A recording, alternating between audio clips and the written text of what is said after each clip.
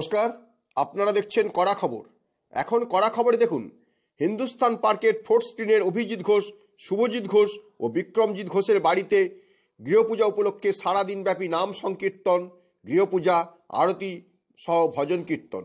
এই গৃহপূজা অনুষ্ঠানে এদিন উপস্থিত ছিলেন প্রভুপাদ শ্রী নিত্যগোপাল গোস্বামী সহ তাদের গুরুদেব, জগন্নাথ মন্দিরের পুরোহিত জগন্নাথ দৈতাপতি এবং তার সহধর্মিনী, রামকৃষ্ণ মঠ ও মিশনের সন্ন্যাসী, বিশিষ্ট সমাজসেবী কুমারকান্তি রায় সহ বহু বিশিষ্টজন। এই উপলক্ষে এদিন গৃহস্বামীদের পক্ষ থেকে সকল অতিথি অভ্যাগতদের জন্য ছিল প্রসাদের ব্যবস্থা। অনুষ্ঠানে গীতার সারমর্ম সম্পর্কে কিছু ব্যাখ্যা করলেন রামকৃষ্ণ মঠের সন্ন্যাসী মহারাজ। আরতি ছিল দেখার মতো। প্রভুপাদ শ্রী নিত্যগোপাল গোস্বামী মহারাজ সুললিত বচনে কৃষ্ণ কথা আলোচনা করলেন এবং শেষে ভজন কীর্তনে অংশ নিলেন। এছাড়াও ছিল ভক্তিগীতির অনুষ্ঠান। সব মিলিয়ে এদিন ফোর্থ স্ক্রিনের আবহাওয়াটাই ছিল ভক্তির ডালিতে সাজানো। সকল ভক্তগণ পূজাসহ নাম সংকীর্তন ও ভজন সংকীর্তনে অংশ নেন। চলুন এখন আমরা প্রথমে দেখি গৃহপূজার আরতির কিছু অংশ।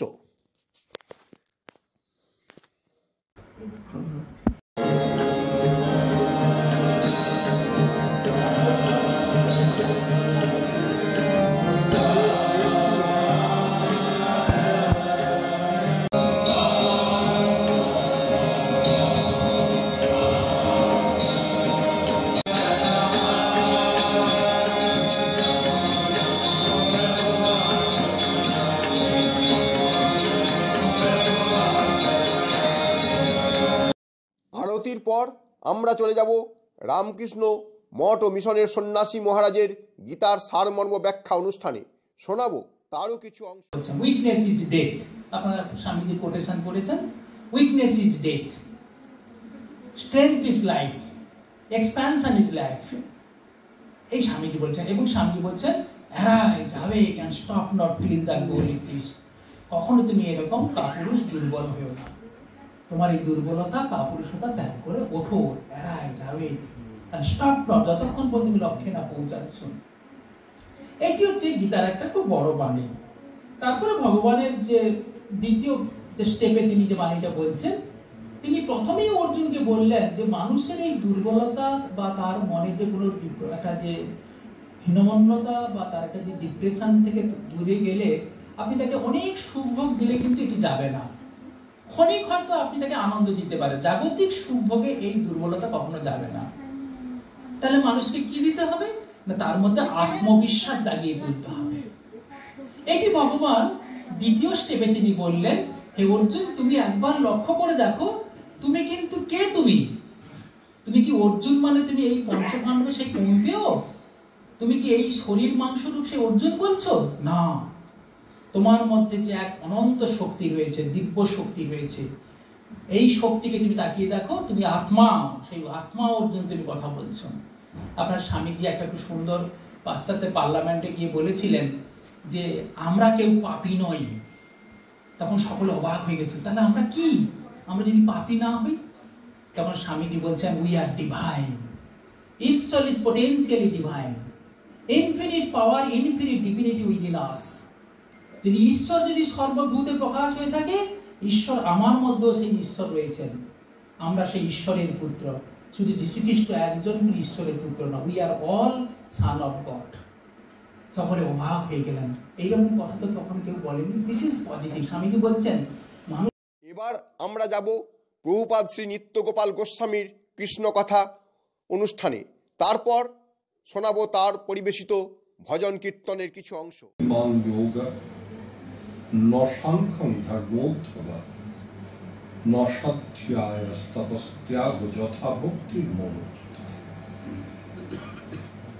স্বার্থ সাধনার দ্বারা নয়, যাগযজ্ঞের দ্বারা নয়, ত্যাগ কৃচ্ছ সাধনের দ্বারা নয়, প্রবলা ভক্তিতে আমি যত আনন্দ পাই আর অন্য কোনো সাধনের দ্বারা সে আনন্দ হয়। তার কারণ কি? ভক্তি ভক্তের সঙ্গে ভগবানের একটা আন্তরিক সম্পর্ক সৃষ্টি করে। সেখানে ভীতি থাকবে না, সেখানে ওই দায়বদ্ধতা থাকবে না, সেখানে কর্তব্যবোধ থাকবে না, সেখানে পাপ পুণ্যের ভাবনা থাকবে না, সেখানে লাভ ক্ষতির ভাবনা থাকবে না, সেখানে লেনদেনের ভাবনা থাকবে না, সেখানে শুধু প্রেম আর ভালোবাসা। যেমন প্রেমাস্পদের কথা চেষ্টা করে ভাবতে হয় না, যাকে ভালোবাসা যায় তাকে চেষ্টা করে ভালোবাসতে হয় না, তার কথা ভাবতে হয় না, নিজে থাকতেই তার কথা মনে চলে আসে, ও কি করছে, কেমন আছে, ইত্যাদি ইত্যাদি। তাকে খুশি করবার যে প্রবণতা, এটা স্বতঃস্ফূর্ত ভাবে আসে। হ্যাঁ, বাবা বাড়িতে ফিরছে, আসার সময়